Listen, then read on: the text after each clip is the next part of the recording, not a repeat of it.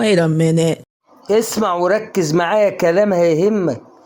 اسمعني لمدة دقيقتين. رجعت لكم النهارده بفيديو جديد في قواعد النطق، ومش أي قواعد نطق، قواعد نطق نار يا حبيبي، نار.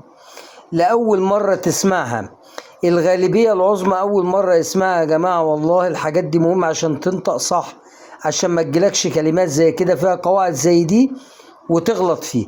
وقبل ما نبدأ الفيديو، صلي على حبيبك محمد صلى الله عليه وسلم. القاعدة اللي احنا نتكلم فيها يا جماعة الاس اي او والاس يو. انت عارف طبعا ان الاس اتش بتنطق شين، والسي اتش احيانا بتنطق شين، والدنيا حلوه. طبعا لاول مره تشوف القاعده دي، اس اي او والاس يو بتنطق شين.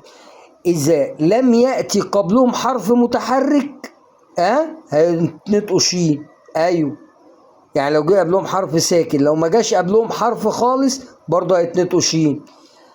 صلي على الحبيب قلبك يطيب. بص كده معايا في الكلمات. اول كلمه دي الاس يو اهي، جه قبلها حاجه؟ لا طبعا، ما جاش قبلها لا حرف متحرك ولا ساكن، تنطق شين على طول، تاخد التأشيرة. زي كلمة شور، برافو، يعني أكيد.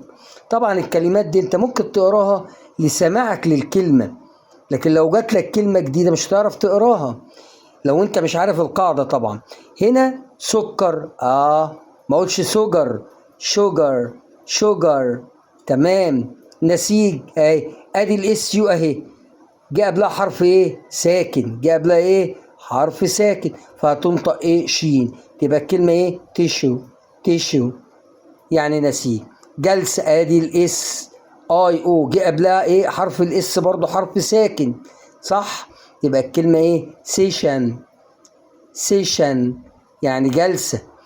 ضغط بقى، ادي اليو الاس يو برضو جه قبلها حرف الايه؟ الاس، وده حرف ساكن. طبعا الصدفة ان ايه؟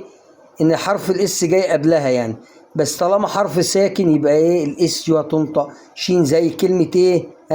بريشر، بريشر، تمام.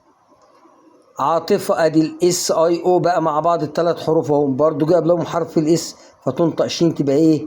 باشن، باشن، عاطفة او انفعال. خد الكلمة اللي جاية دي تمديد، ادي الاس اي او اهي القاعدة بتاعتنا، وجاي بقى مش قبلها اس ان، وده حرف ايه؟ ساكن، يبقى هتنطق برضو شين، تبقى الكلمة ايه؟ اكستنشن.